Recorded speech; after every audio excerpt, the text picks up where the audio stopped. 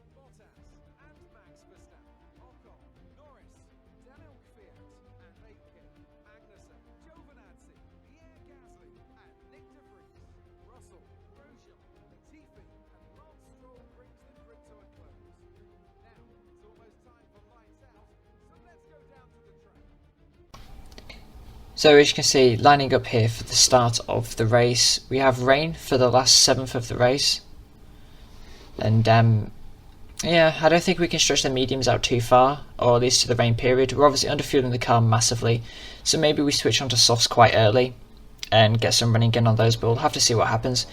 As we're getting ready to start the Monaco Grand Prix, we've got 5 red lights, and it's lights out and away we go. We get a relatively decent start, but Ricciardo gets a fantastic start on those soft compound tyres on the racing line, so unfortunately we're going into turn 1 in second place. We are massively down on fuel. We've underfueled the car by 5 laps, but it is Monaco. We should gain that fuel back quite quickly because I usually run lean around here by pretty much everywhere. And also we've got the rain to help us out with the fuel saving. So we're just heading through the first sector now. Obviously, no real places I can overtake Ricciardo. He's going to pull away in the first few laps, but after maybe laps 5 or 6, we should start gaining time back on Ricciardo and putting the pressure on him. Obviously, as he's starting on the softs, he's going to pit early and be caught up behind traffic.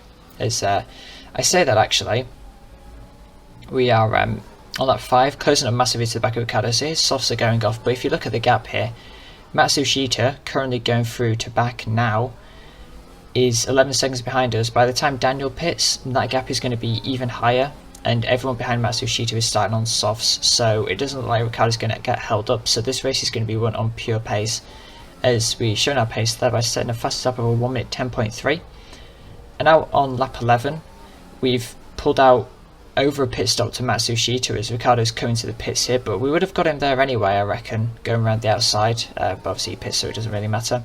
So Ricciardo looks to be joining maybe 4th place, just ahead of Alex Albon, but we'll have to see where he rejoins.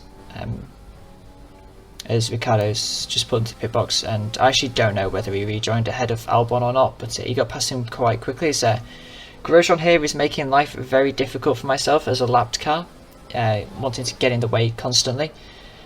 So that's held us up quite considerably, and as you can see, the rain has started to fall here, and on lap 19 we've caught up to this actual pile of fun and happiness that is AI cars, just as the pace that in 20 laps we can start lapping AI cars. Obviously we're going to lose a chunk of time to Ricciardo behind us now. We're obviously set for P1 and P2 quite easily as long as none of us retire, as the gap between Ricciardo and Bottas, who have both pitted, is 25 seconds. So if we want, we could do a 2-stop, me and Ricciardo, and still come out ahead of the Mercedes. As on lap 25 now, the track is starting to get very wet, and I've been stretching these mediums out massively as we actually get a safety car here and a call to come in to pit onto intermediates. I was stretching these mediums out to allow us to go onto intermediates as the rain was falling down. But as you can see here, Ricciardo's trying to lap, I believe that's Romain Grosjean, and Romain Grosjean giving Ricciardo even worse treatment than what he did to me. As Ricciardo actually, it's difficult. I don't know why you try and go around the outside there, but Ricciardo does his level best to take himself out of this race. And obviously, just flicking through cameras here, Ricciardo is literally parked across the entire track, as I'm just making sure that I completely butcher this replay camera. But yeah, Ricciardo was sideways. It's like a lapped car should get out of the way in a lot better position, like before to back. But yeah, that's Ricciardo's own fault. As we're going to actually come into the pits, but we're not going to put on a set of intermediate tyres, as the rain actually isn't falling enough. And I spent the entire lap there asking Jeff what was the best tyre, whether he was doing anything. AI cars pitted in there or pitted onto dries. So we're going to pit onto softs, and this is going to be an interesting decision. We have a minute to Hamilton. Obviously Ricciardo pitted the last lap, so the crew were going to spend nearly 7 seconds just standing staring. Like, it's honest, it's such bullshit, this game. The pit, like, we're in 2020.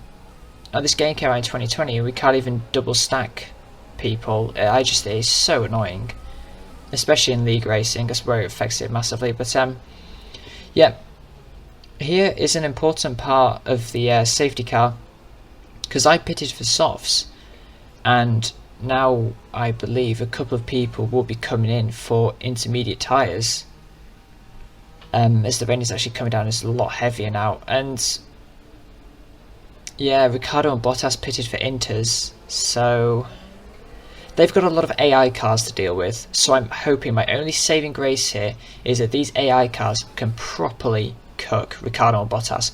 Oh, actually not going to come in straight away.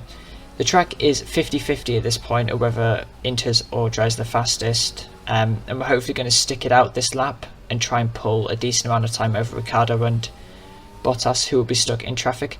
As we pit at the end of lap 30, we managed to pull a second over them, so I made a massive mistake to not come in when the safety car was out for intermediates.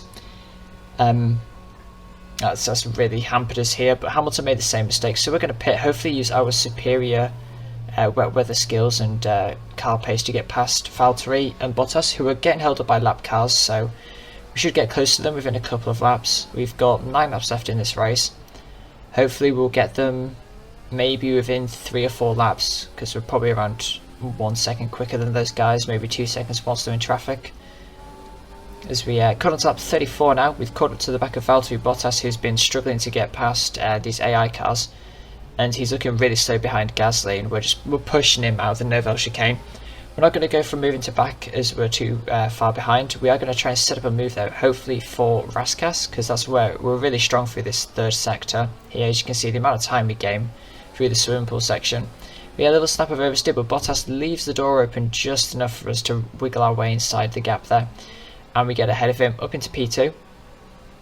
And now we've got 3.5 seconds to gain on Ricciardo as Gasly lets us go through, and is also going to hold up Bottas. So I mean, I'm not worried about Bottas, I'm just more worried about getting Ricciardo. We are in the green on fuel by nearly 2 laps because of the safety car, so hopefully we've got to catch up to Ricciardo, and we do, but it is the last lap of the race.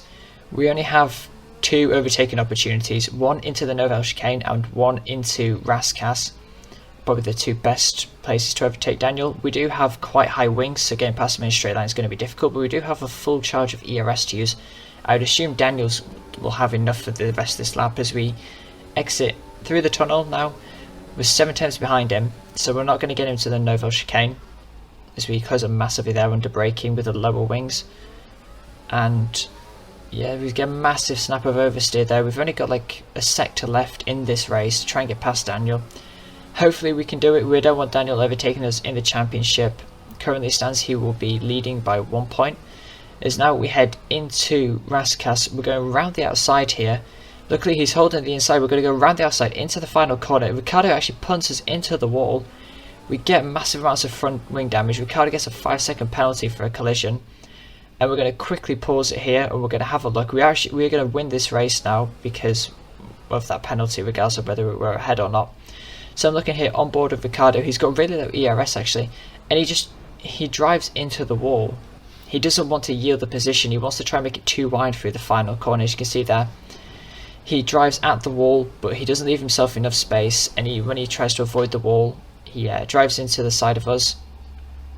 But yeah, teammates collide. I guess this could be an omen for the rest of this season, how he's going to go. As you can see, we get a fantastic run around the outside here, and he doesn't want to let it go. And yeah, contact is made, but luckily none of us are out, and we're going to come across and win. We're going to continue to extend our championship, but this certainly has some Mercedes level of 2016 not very good relationship vibes. But hopefully that's the only instant where we come together and there's damage that it could have affected the team's result.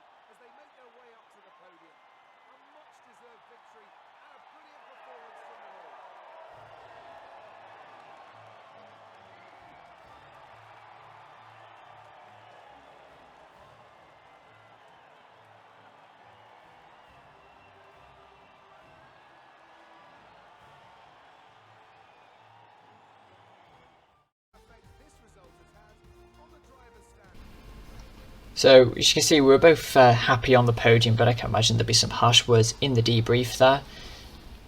Luckily, Daniel still holds on to P2, so it's our third 1-2 out of 4 races. So yeah, this season is looking to be extremely dominant.